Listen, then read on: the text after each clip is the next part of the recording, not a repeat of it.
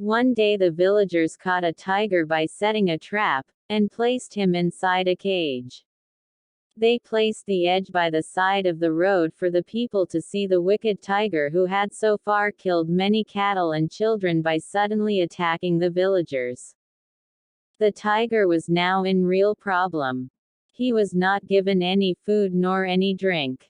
He requested each and every passerby to release him, promising that he would not kill his rescuer. But no one believed the ferocious animal. At last, a kind traveler agreed to help the tiger, after the latter promised not to kill him. But as soon as the tiger was released, he wanted to kill the man. The man pleaded for life, reminding the animal of his promise. But the animal did not want to listen to his prayer. He said, "I am hungry, and you are my prey. How I can let you go?" Meanwhile, a fox happened to come there. He heard everything from both the parties, and said, "I don't believe that such a big tiger could fit in that small cage."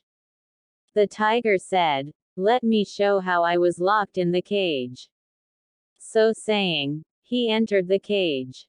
And the sly fox at once closed the door of the cage, and went away with the traveler.